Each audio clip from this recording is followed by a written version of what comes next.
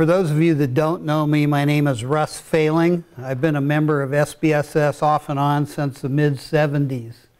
I flew for about 20 years pretty consistently, and then had children in college and all those kind of things come along, and so I took a 20-year hiatus. And here just a couple of years ago I decided to, and I retired, so I decided to renew my activities with SBSS. So you know, to make it a quick turnaround, you know, I had an attic full of old airplanes. So I thought, well, you know, I'm going to just drag all this old junk down out of the attic and restore it. So the first one I did was this old Sagita 900. Totally stripped it, you know, all of the paint, all of the finish. Put a layer of 3/4 ounce glass all over it, and stripped all the monocoat off the wings, recovered all the wings, did all of that. And then after that thing flew a couple of times, I decided to drag out a Falcon 880. So here's the fuselage for the 880 that I'm restoring. Both of them were good airplanes in their day, and they still fly fairly well, but you know, it's 35-year-old technology here, but still a lot of fun to fly. But there is a lot of handwork, you know, unlike a lot of the sailplanes today where you just plunk down a bunch of money and this nice molded stuff comes to your door, and there isn't an awful lot of work to do other than installing radio equipment. But you know, with this kind of stuff, you know, there's a little bit more fabrication necessary, and in a lot of cases, painting. So, you know, Kyle asked me if I would talk a little bit about, you know, some of the techniques that I've learned over the years, and I'm not an expert by any sense, but I've been painting stuff for about 60 years, so you know, I've got a little bit of experience. And I used to restore, you know, full-scale airplanes, and so I've done a lot of recovering of fabric-covered airplanes and a lot of painting and cars and all kinds of stuff. So I've got a little bit of experience, you know, with different materials and technologies that are applicable to what we do. So I passed around a little flyer here. I don't know if there was enough for everybody to look at, but this is kind of an outline of, you know, what I want to talk about. And you know, the first item on here is, of course, surface preparation, and that's probably the most important thing you'll do in any refinishing project, is the very first step.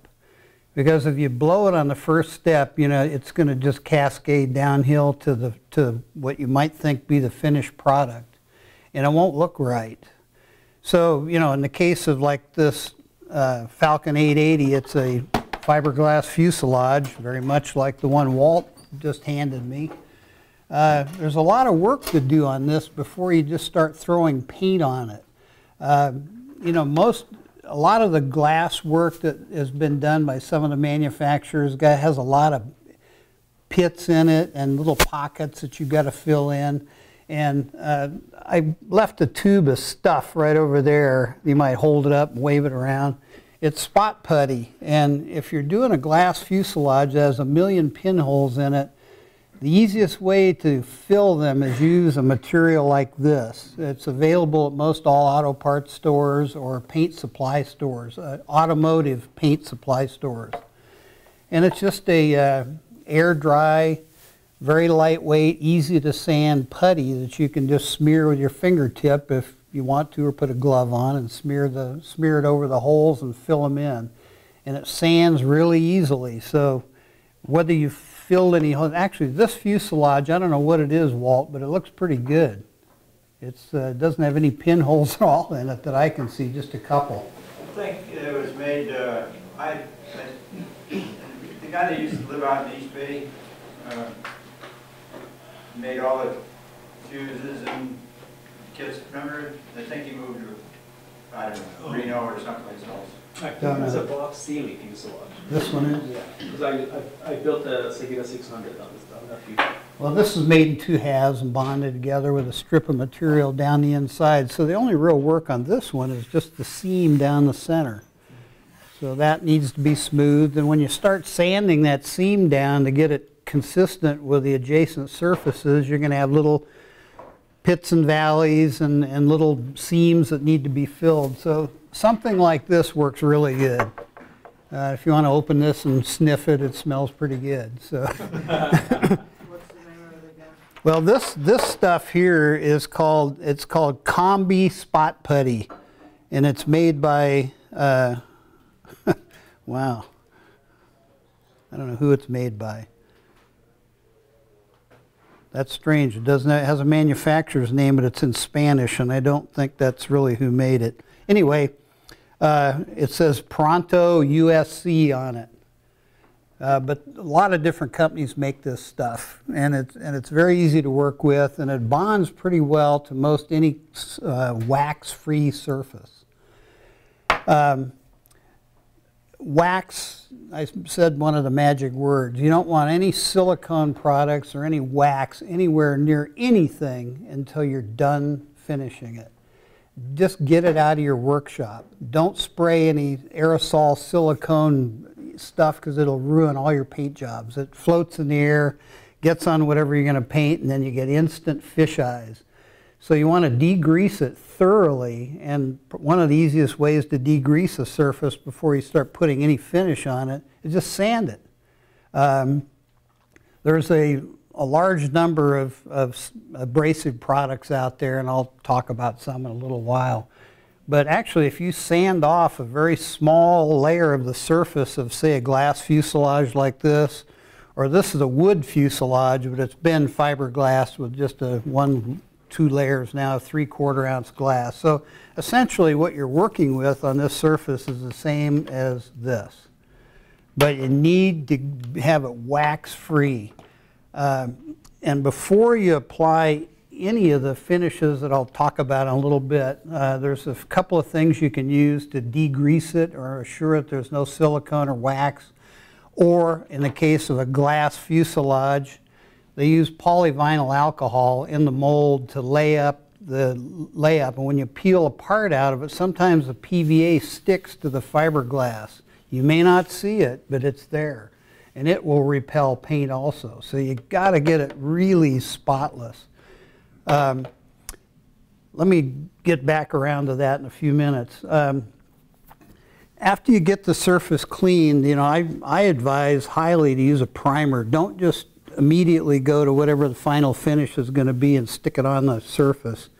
There's a couple of reasons for that. I use it's an air dry acrylic lacquer primer that does a great job of filling in little imperfections and sanding marks and grooves left, you know, from coarser sandpaper. Also, it fills any minor imperfections. Put a couple of coats of primer on it, and I like to use white because that way, as you put any color on top of it, you can see the primer coming through. If you sand the finish down too far to the primer, it shows up right away. But you can basically put 2 coats of primer on and totally sand it off. Wet sand it. Use, you know, an abrasive sandpaper like wet or dry paper, starting with nothing coarser than about 320.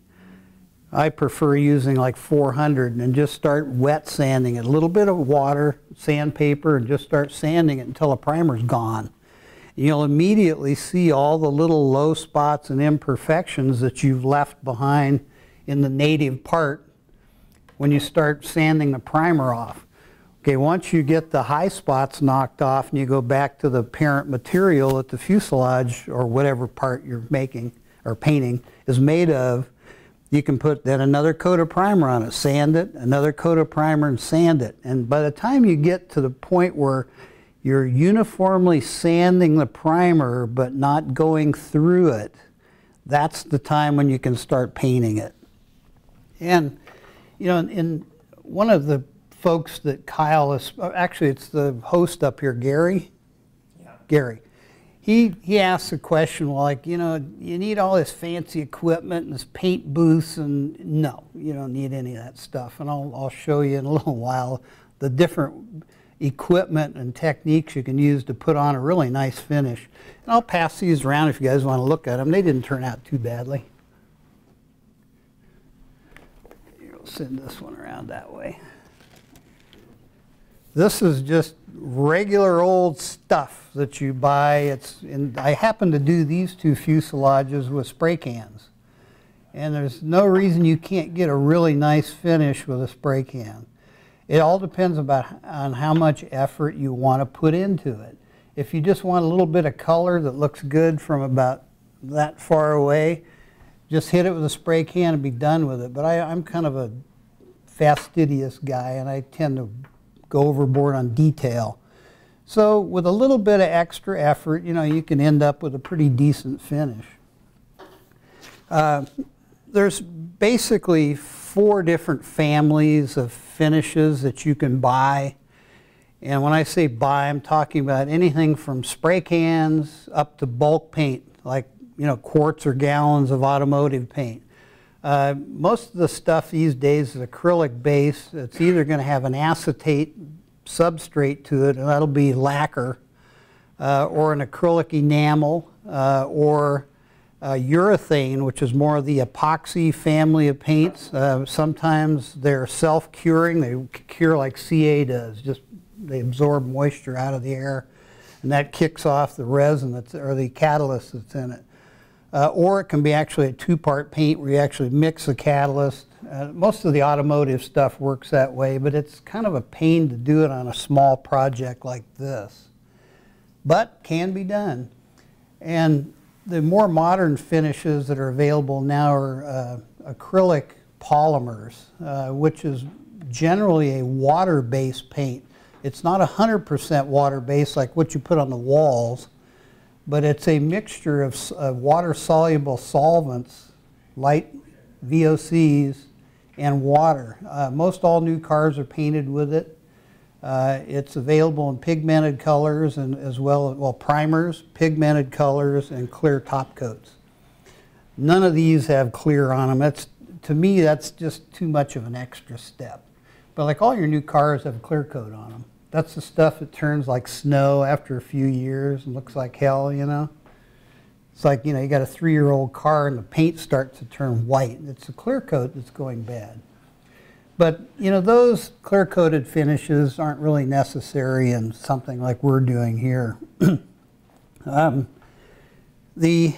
All of the resin or solvent-based paints like acrylic enamel, lacquer for sure, and, you know, some of the urethane paints, you know, have a lot of VOCs in them or volatile organic compounds, right? VOCs basically are the solvents that cook off of the paint while it's curing. And, you know, VOCs are, you know, allegedly are a bad thing these days. They allegedly put holes in the ozone layer, rot your brain, cause confusion, poor math scores, plagues, famines, and other natural disasters.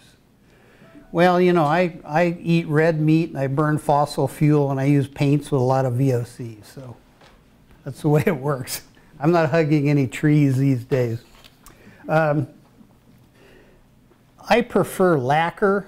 Lacquer is kind of an old school finish, been around for 1,000,000 years, but the beauty of it is, like some of the full-scale aircraft finishes, nitrate or butyrate dopes, each successive coat actually dissolves the coat below it, and it chemically bonds to it. So as you put on layers, it really continues to be a homogeneous layer. It's not like sedimentary rock. It's where it can peel or separate. So lacquer is, these two are painted with lacquer, and it's great stuff because you can just keep putting it on. If you make a mistake and you sand through it, or you ding it like the nose of that Sagita's got a ding on the front end, I haven't fixed it yet. You just spray paint the front of it, put a few layers on it, sand it back down, and blend it in with the original paint, and it's still one homogeneous finish. But the trouble with lacquers, because they're so high in VOCs, they're kind of getting banned here in California. I don't think you can buy acrylic lacquer in quantities greater than a quart anymore. So, Russ, so I brought it. Is that duplicolor? Yeah. That's lacquer? Yeah, I use the same stuff. Okay. This is what's on that Sagita Our right store there. has it, right? But is that single stage paint? Yeah. Yep. The solvents and the substrate or the resin, everything's all in one finish. You shoot it on one, Everything is there. no clear coat. No clear coat. There really is no clear coat. Yeah. Well, and the Santa Clara County's had it banned for a long time. You can buy it in San Benito. Yeah. You can get it. Single stick. Can you still get it in San Benito? Yeah, so I had to whenever, buy some there once. I needed a gallon of it once. whenever I go to Reno, I always stock up on MEK and all the other stuff you can't get here. But lacquer, you know, it's my personal favorite because it's so easy to work with. You don't need a lot of preparation, and you can, if I were to bang the nose of this thing up and make a repair to it, I don't even bother masking or doing anything. I just kind of fog it in with the adjacent finish that's in good condition. You know, you can hit it with progressive stages of wet or dry paper from say 400 up to 2000, and you absolutely can't see where it's. Yeah, color sanding is wet sanding. Use a little bit of water, you can use a spray bottle and just squirt it on there, and then just take a small piece of paper and just start rubbing it. I'm going to digress a minute here. I brought along a few samples of some. This is a piece of 2000 grit paper. If you've never seen it, there's a one finer grade than this available. This is all 3M products. It goes to 2500. This is 2000. You know, it feels like paper out of your Xerox machine. It's like, is there really abrasive on that? It's wet and dry, right? But you don't do it dry because it'll clog the paper. Just a little bit of wetness, just a spray can of plain water, and then just a small piece of, you know, not much bigger than that, folded in half. And just lightly sand it and put even pressure on it. I wouldn't suggest using a sanding block. Use your bare hand. And if you fold the paper over about 3 or 4 times, it has a tendency to take the lines or the pressure points of your fingers and it distributes it over a larger area. So it's like using a sanding block, but your fingers are more compliant. They'll go around curves better than something that's rigid. Another abrasive that works nicely, at least in the early stages of finishing, is one of these things. It's a foam rubber block with abrasive bonded to it, so it's very flexible. So if you're sanding in an area in a corner or over a curved surface, it tends to conform to the curve better than a rigid sanding block. These are available Lowe's, Home Depot. The trouble is they don't get much finer. If you're lucky, you can find them at about 400 grit, but not finer than that. So this is good as a starting point. There's also another little sanding device that's made out of foam rubber. It's very compliant. It has Velcro adhesive strips that bond the abrasive to it. This works nice for small areas. Like that wing right there, we were playing with it a few minutes ago. Something like this works really great to sand a small area or blend in a small area. Yes, yeah. This is another product that 3M makes that's kind of new. It's sandpaper, but it's bonded to a rubber backing. It's really strange stuff. And if you fold this over about 3 times, and then just sand with your hand, it works really nice. It's very compliant, you know, with the surface you're working on. It does a pretty good job. This is a piece of 320. This also doesn't get real fine. It only goes to 400 grit. But if you're working up to a primed surface or a surface to receive a primer, 400 is okay. If you're going beyond the primed surface to a final finish, you want really fine stuff. But for the beginning, you know, these 320, 400, 600 is okay. Who sells the sandpaper with that Velcro backing? Lowe's. Lowe's. Yeah. And in fact, I was in Orchard Supply the other day. We all know Orchard's going by the wayside here at the end of the year, so they've got big sales going on. That same company that makes that little yellow rubber sanding block makes one that's about this big. It's kind of a cute little thing, has rounded corners on it instead of square edges, so it doesn't create a high stress point. Whereas you're sanding, it's digging in. It's kind of a nice rounded thing. but they're on sale at Orchard right now. Anyway, back to finishes.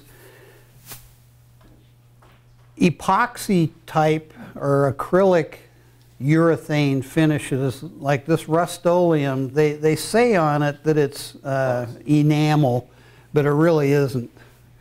It's not an enamel-based stuff. I talked to them and found out. It says epoxy on it, doesn't it? It says epoxy, on it, yeah. And it's enamel. This is an appliance finish, and the beauty of it, it's white. It's kind of a standard white. I don't have anything here painted with it, but it's really hard. And that's the thing I like about it, because I'm a real big person into sanding finishes as I work up toward the final last coat or the final appearance. And the harder the paint, the easier it sands. Some of the stuff, like the typical Rust-Oleum, doesn't do a very good job. It's real gummy, and even if you let it cure for a week and then you try to wet sand it, it doesn't sand well. It tends to ball up and it loads the paper up and doesn't do a very good job. Krylon is a little bit better, but in the Rust-Oleum line, this stuff, in my opinion, is the only thing you'd want to use, other than, oops, it's Duplicolor. I didn't bring it, but Rust-Oleum also makes lacquer, but it's not available in very many colors. But lacquer is so easy to work with. This is a primer I like to use. It's made by Duplicolor, which is also that same company that makes all this automotive stuff. They sell the little tiny touch-up things that you get at Cragen's or O'Reilly's. They also sell it in spray cans, and this stuff works good. So this primer and this top coat are my favorites. I might add that Duplicolor, you could get it to match a lot of manufacturers' colors that they come from the factory with, Yep. with those colors. And even though some of the suppliers like O'Reilly's and whatnot, they carry some reasonable selection of this, there's more available than they carry. So you can go on Duplicolor's website, you can find hundreds of colors that these auto parts stores don't carry. So if you want to match it up to something you've seen on an actual vehicle, a car that you want to match up, you can go on their website and you can buy it from them directly too.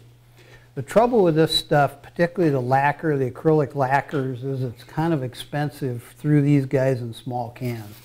These are about, if you get a deal on it, it's about $9 for this 8-ounce spray can. So it's a little bit pricey.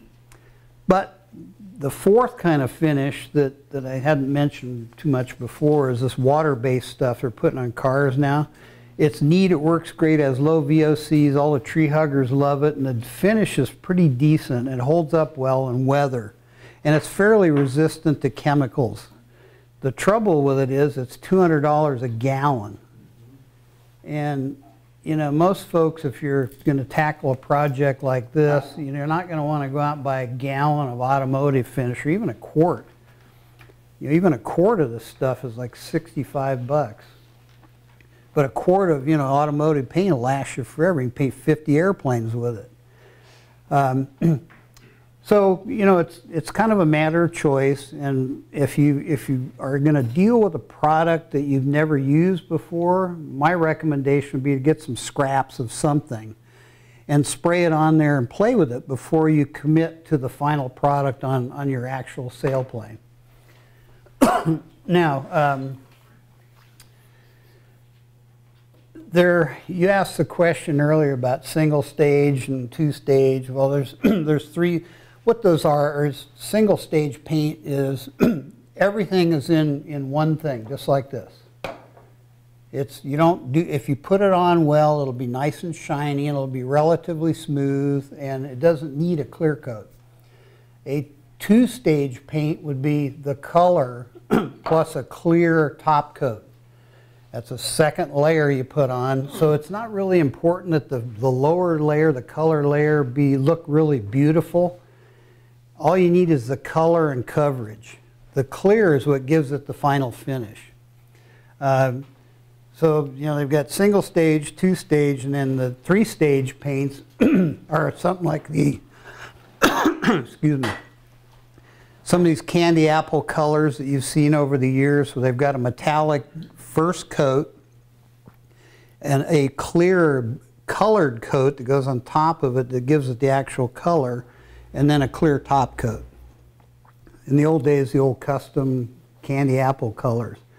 Detroit is still using that technique today. Some of these weird looking colors that you see on the new cars are actually a 3-stage paint application. Terrible to repair. You know, I discourage you from, you know, considering it, because you can't repair it and make it look right. And the trouble with our fuselages are, which is typically the parts you're painting, there's no breaks. It's a continuous surface from one end to the other. You've got no panel lines, no door joints like in a car where you can paint up to a joint and stop and then preserve the other. You can't do that with this, you know, other than if I was going to paint this little hatch right here or perhaps this canopy. So, you know, using those 3-stage paint processes, they look beautiful, but to repair it and make it look invisible, you can't do it. It just won't work on something like we do. Okay, equipment. Gary asked the question about, you know, exotic equipment. You know, you don't need exotic equipment. Spray cans work just fine. As long as you're careful with it and understand the spray pattern and understand how much you can get on before it starts to sag. Multiple coats, you know, you read the instructions, they always say 2 coats are better than 1. That's true. This stuff, you know, lacquer, you can put 20 coats on it if you want. Enamels, you can't because they got a little more body to them, and, you know, and as you stack the layers up, they don't really adhere to one another very well. This stuff is a unique product. This and butyrate and nitrate dope on airplanes is the only stuff that really dissolves what's below it. Now, that also means that it's not really very durable either. Like that Sagita right there, when I was painting it, I was doing something and I was fooling around with some acetone like about 5 feet away from it, and I knocked over this thing of acetone, and this little mist of acetone flew over and landed on this thing, and it just ate right through and softened little pock marks all over the finish. So I just sanded it and shot it again, and it was a done deal. But it doesn't have a lot of resistance, even after it's dry, to other chemicals, whereas some of these other products do. You know, you can dump acid on them, it won't bother it. So, you know, you have to kind of tailor your choices based on what kind of durability you really want. Is it my imagination, or is it some of these lacquers you can paint over enamel that don't bubble up like the old ones used to? Yeah, it's like house paint. If you've got a house that's a few years old and the woodwork was done with oil-based semi-gloss or whatever is on your door jambs or doors, and then you try to directly put a water-based, a current generation water-based paint over it, it'll almost fall off. I mean, you can take a piece of wimpy masking tape and stick it right in the middle of the door and pull it off. It takes the paint right off. I mean, there's absolutely no adhesion whatsoever. So by sanding and priming, you'll get that adhesion. As far as the question you asked about putting, you know, if you take an enamel and put it over lacquer, it'll work. But if you go the other way, you'll get strange results sometimes. And it's almost, sometimes it almost works like paint stripper. It kind of bubbles it up. And it doesn't seem to be as bad as it used to be. I think the manufacturers are changing the chemistry of this stuff. Maybe that's just... I know that a lot of the traditional enamels you buy nowadays, you know, once that stuff cures, it's really impervious to almost everything. It's really good paint for durability. But like in my case, where I'm kind of anal about the appearance of finishes, it isn't very workable. You know, when you spray it on, you've got to get it on right as you apply it. So it takes technique, and a lot of times spray cans don't do a good job. So that's my segue into the next piece of this thing. The kind of equipment. One more thing, Russ? Yes, go ahead. Do you warm your paint cans before application? Yeah, at least to, 75 degrees. And the reason I do that is because you can go a little bit heavier with it because the solvents evaporate out more quickly before the stuff can run. So you can put on heavier coats if the paint's warmed up and the surface you're putting it on is warmed up.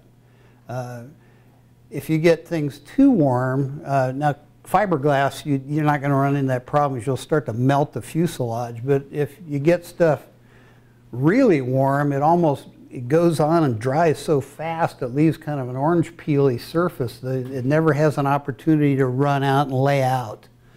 But I don't spray anything usually below 75 degrees. Ambient, if possible, and also the material. Methods of application, spray cans work great. Like the two examples you saw here, they were done with this stuff right here. However, one of my preferences is either an airbrush, and this is an example of one you can buy at Harbor Freight. It's like the hose and the adapters and the whole thing with 2 jars is like 20 bucks. You go, how in the world could that thing work? But this is a really good little spray gun. Now, the advantage of using an airbrush over a spray can is if I'm spray painting this fuselage, the spray is about this wide coming out of the can back, about 8 or 10 inches, and I'm only putting it on something that's 1 inch wide, so you have a tremendous amount of waste. And, again, I'm not a tree hugger, but why put stuff in the atmosphere unnecessarily? So if you have a application equipment that allows you to tailor the spray pattern and the droplet size, it's much to your advantage.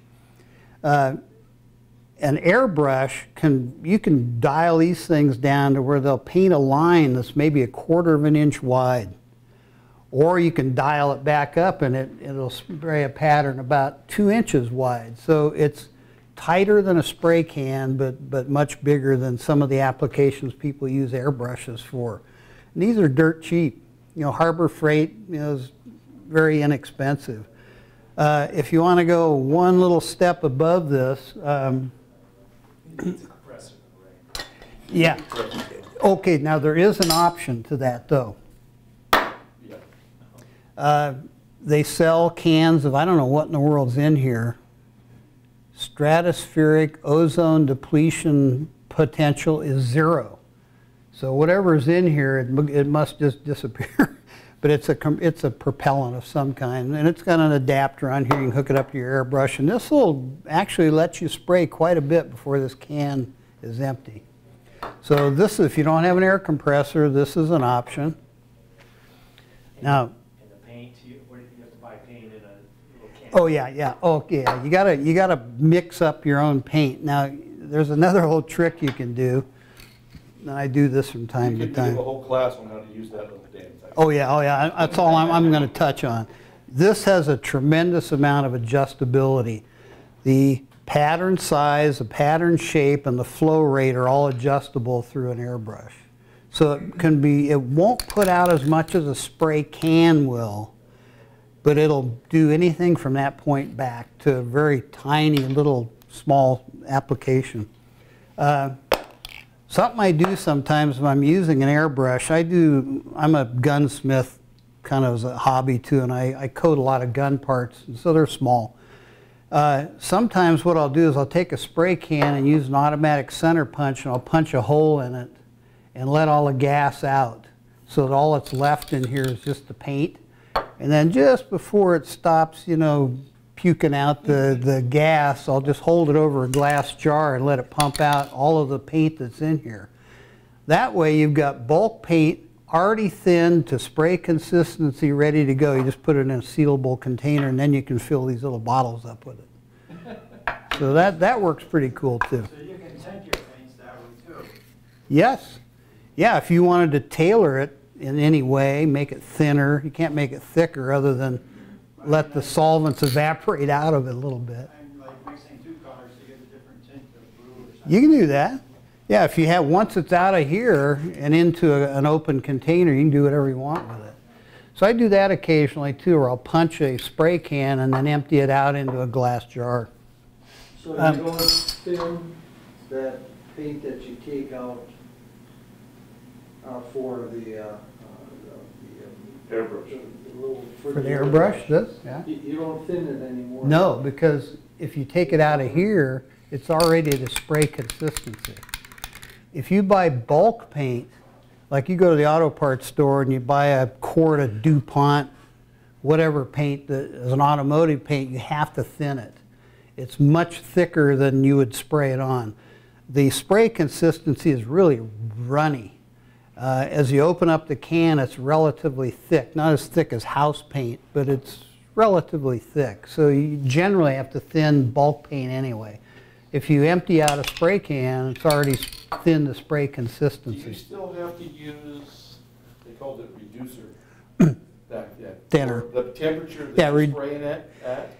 I mean, I've done a couple of jobs, I had to have 3 different reducers, and, you know, it's all about the temperature and... They have additives now for automotive paint that accommodate any condition you may encounter. Like if you're going to use, you know, nowadays we have plastic bumpers. They're not chrome steel bumpers anymore. They're plastic and the same color of the car. The paint that's on that bumper is not what's up on the sheet metal.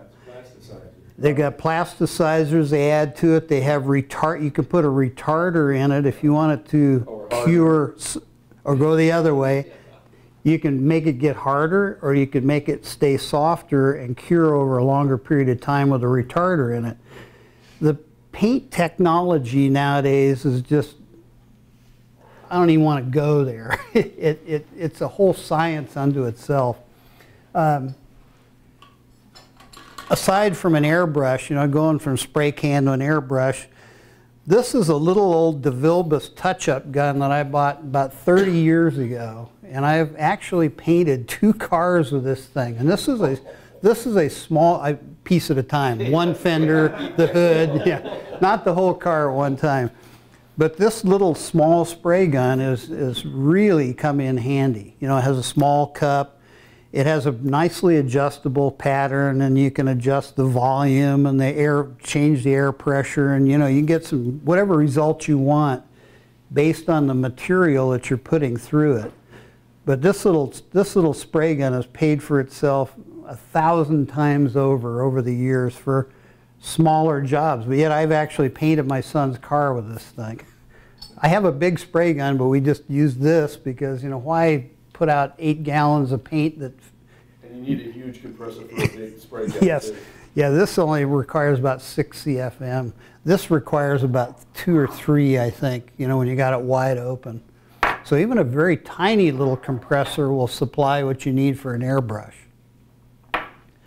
There is one other thing you can do if you have an air source, and this is kind of on the same principle as that one, but this is what's called a detail gun. And it's even smaller. This is 1 step above an airbrush. It's a really tiny little spray gun that puts out a very small spray. This one happens to be gravity feed. The paint's in here, feeds to the nozzle by gravity. This one's a suction feed. The Venturi effect of the air going through up here sucks the paint up the pickup tube. This one, the paint's always sitting on the nozzle. But this is another option. This one here works pretty good. You know, I use this actually quite a bit for other projects at home. You know, you do have to put bulk paint in it of some kind, or, you know, the pirated paint that, you know, you've gotten from your spray can. But this works nicely. It has a very small spray pattern, and it has good adjustability. And yes? I have a question. You talked about poking a hole in these cans and Yeah. getting all of it out. Can you also just spray a small amount into an airbrush cup or Sure. something? Yeah. Okay. Yeah, you can. You know, if you've got like a rubber glove on or something, you know, you can just open this thing up and hold it and just put the nozzle right up to it. And it doesn't take very long to fill one of these 1.5-ounce cups. But a lot of times what I'll do, if I've got a project going and I know I'm going to be painting a relatively large amount, I'll just go ahead and puncture the can and dump it all out. And then I don't have to put any reducer or thinner in it. And, It's, and it's color matched too. Yeah, yeah. What color it's gonna be. yeah, and if I need to go buy more, I just go buy more. And these companies, you know, are pretty good at maintaining their quality control on colors. So, in fact, that Sagita, though, if you look at it really carefully, the hatch on the front that covers all the radio equipment is a little bit darker than the rest of the fuselage. And there was a little bit of mismatch through this company's colors. And you can see it if you look carefully on that one. What kind of pressure do you use in the airbrush? About 20 psi. It varies between 20 and 35 depending on what you're spraying and the results that you want. There you go, yet another variable with the airbrush. Oh yeah, yeah, this takes a little bit of practice. Yes. Just to get the thing set up. But once you get the hang of how it operates and how the adjustments on it work and the airflow and the volume flow and the spray pattern, these are really handy little guys. And if you're doing little stuff, you know, this is the way to go. Because if you take a spray can and try to spray a couple of nuts or bolts, like, you know, you're putting like a quart of paint out in the atmosphere that you don't need hardly any. But you do have to clean it, right? You That's the only way to do it. Yeah, you do it. Yeah, you do it. You do have to clean it. It's not invert and spray, you know, type of thing. And these airbrushes are available in a whole bunch of different flavors. This one's a U.S.-made Badger. This was the first one I ever bought. It works pretty good, but it lacks adjustability. I can't adjust the flow of the air and the paint.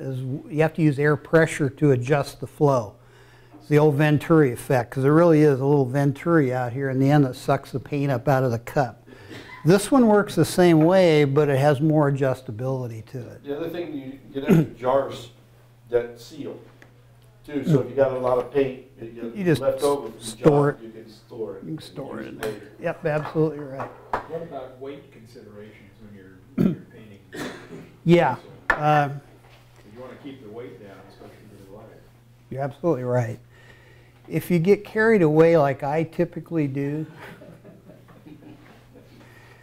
yeah, I think that Sagita fuselage there, although I can still see the weave of the fiberglass, so it's not too bad. But this Falcon fuselage probably has about 6 ounces of paint on it. It's really thick.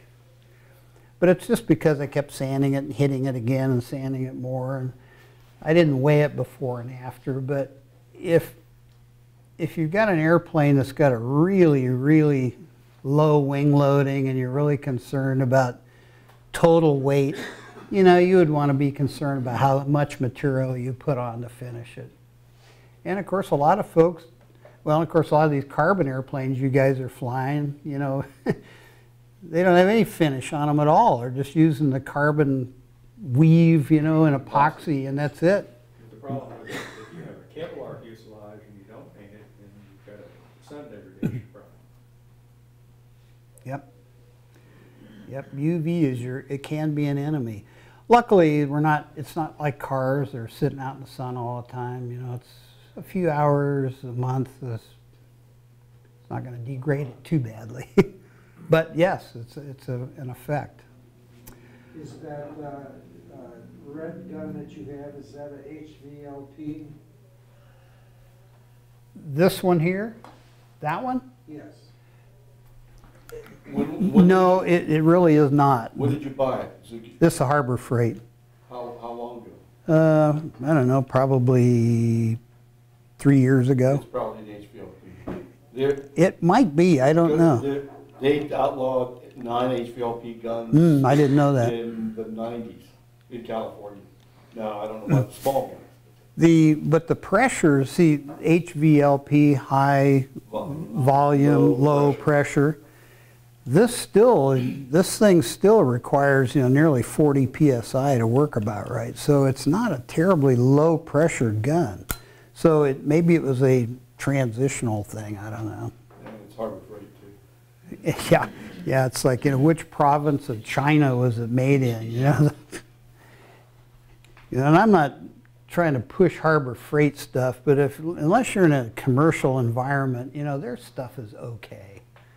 You know, and if it's something expensive and you pay the $3 or $5 extra for the lifelong warranty, if the damn thing breaks, just go get another one. And for light duty use, and actually these spray guns, you know, this airbrush and this gun came from Harbor Freight, and they work fine. You can't get replacement parts for them. You know, any O-rings that go bad, you gotta luck out that you'll find a metric O-ring that fits your application. Otherwise, toss it. But you know, this thing here was like $18. You know, the whole thing here was like 15. Yeah, I can deal with that. It may not have to be HVLP small though. May not. Yeah, you get a big spray gun, and boy, they put out a lot of stuff. And that's why I don't like to waste paint. You know, at the price of paint, even spray cans, you know, if I can focus the application into a small area, you know, I can save a lot of material costs. And I'm not getting overspray. And I don't have any special facilities. You know, I paint out in the driveway, roll my recycle bin out in the middle of the driveway and put stuff on it and paint it. I don't have a spray booth. I don't have any special filtration equipment. I just spray out in the open air. That's, again, the advantage of lacquer. If you get a little dirt in it, no problem. You wet sand it, and all the pieces of dirt are gone. I'm a big advocate of that. I forgot to mention that before, I mentioned earlier about wax removal and no silicone anywhere near anything. And a real good degreaser is dichloroethane. This is contact cleaner that it's made by CRC. You can get it at Lowe's. This stuff is extremely volatile, so it leaves absolutely no residue behind and totally degreases stuff. You have to either flush it off and let it drop off the part you're degreasing, or wipe it down with a rag saturated with this stuff. But this works really good as a degreaser. Who makes that, CRC? CRC. And what's it called? It's called QD Contact Cleaner. And they sell it in the electricals department at Lowe's. But it's, it used to be trichloroethane, but now it's difluoroethane. Yeah. And it's got a little net. Yeah. Is it dichlor or difluor? It's difluor. Difluor. Yeah. And it's got some, I think, a little hexane in it too. You can also use, if you don't have any other fancy stuff, you can also use acetone. Yeah. Like the acetone. Yeah. And then you go over it, and then you go over that with alcohol. Yeah. Do not forget that part. Yeah. And I'm glad you mentioned the alcohol thing. If you're using alcohol, I would recommend you go to Fry's and get non-aqueous 100% isopropyl. It has no water added to it. The stuff you buy at the CVS pharmacy is like, yeah, 70% alcohol. 91% is the best you can get. Yeah, but if you get the pure stuff, and you can get it either online or you can go to Fry's Electronics sells it, because they use it for cleaning when you're doing masking on circuit boards. You use it to clean the circuit boards, and it's a good degreaser also. So the number of coats you put on is a preference. Depends on the quality of the finish you want. You know, if you wet sand it, then just go progressively to finer and finer grit papers like that 2000 I passed around. And once you hit the 2000 mark, it won't have any shine at all to it, but it's really, really smooth. So then you can just take traditional rubbing compound, and it takes, like this fuselage, when I was through with the 2000, it took me like 3 minutes to hit this with rubbing compound, and it brought that shine out. So it's really what it is, it's a really, really dull shine when you finish with the paper, but this will bring the shine out to mirror finish. Yes. So it's just, this is 3M Protect It 2 rubbing compound. Yes. And Meguiar's makes some products that are called cleaners, which is really a very, very mild rubbing compound and wax combined. I prefer, after I get through the rubbing compound, I just use, you know, carnauba wax, automotive wax, to bring out the shine. Is the rubbing compound only for the lacquers, or do you? No, it can be used on anything. Yep, it's compatible with any finish. As long as it's not gummy, right? Oh, yeah, the surface has got to be hard. Really dry. Yeah, it can't be soft at all, or it won't work. It just won't work. Actually, what it'll do is embed the abrasive in the paint. Well, you'll find that out when you try to use a sandpaper. Yeah, if you can't sand it, then it's not hard enough. And when you wet sand it, as you begin to sand it, the water will become milky. In the case of white, will become milky looking. You're actually rubbing the finish off of the part, and it's being, absorbed in the water, if you will. If you're sanding a color like that red, it's just kind of this reddish stuff. It's really powdery, really fine, but just keep it wet. Don't let it get dry, or the paper will load up. Okay, one last little thing, a couple of things. If you're going to do any striping, there's a number of tapes that are made for the automotive industry that vary in widths from 1/8 of an inch up to like an inch. And it's a very special kind of tape. I've got some here, it's a 1/2 inch wide, that's actually Mylar. The 1/2 inch stuff doesn't go around corners very well, but it does a great job on straight lines.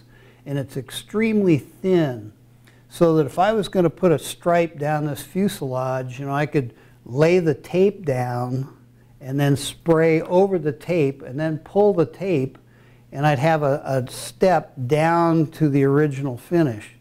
Then you tape up to the sides of what you just sprayed and hit it again, and now you have a level surface. So when you pull off the 2 pieces of tape adjacent to your stripe, it takes, again, back to the color sanding, you just very lightly sand it and it totally blends it, so you can't even feel the stripe. We all have a tendency to put down masking tape, paint up to it, pull the tape off, and you got a step. Well, you can eliminate that step and improve the appearance. It's just an appearance thing by doing it in 2 steps. Tape what you want to be the stripe, paint around it, then pull that tape and then paint up to that point and spray it again with the actual color of your stripe.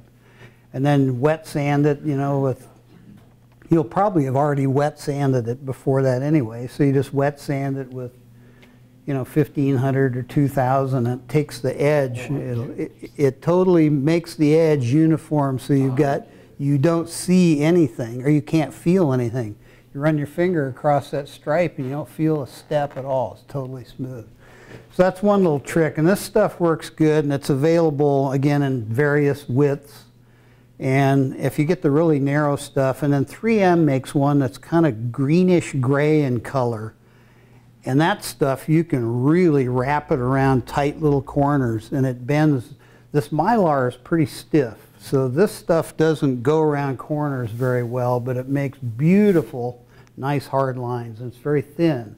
So when you paint up to and over it and then pull it, it leaves a very small step, so that you can blend in your striping more easily. Is RS Hughes a source for that Mylar tape? I get it through, well, you had to embarrass me and ask me that question.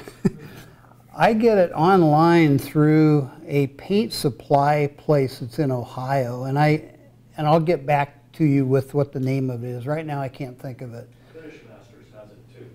Yeah. Finish Masters is a commercial paint outlet. I think there's one in San Carlos, I think they're in South City, and maybe San Jose as well. There's another place locally up on the end of North 4th Street, right where it bumps into the 101. It's called Cook's Automotive. Cook's is a fairly large supplier of automotive finished products. Like the spot putty you can get there. They've got every grit of wet and dry paper you can imagine. They're primarily a PPG and a DuPont dealer. So you can get custom blended paint there. In fact, I don't know if they do it anymore, but they would actually mix up standard commercial automotive paint and put it in spray cans for you. Finish Masters will do that too. Yeah, I've had it done. so, you know, that's another route. You can get, you know, commercial quality automotive paint, but have it put in spray cans. They'll thin it for you and have it a spray consistency. Now, when you mentioned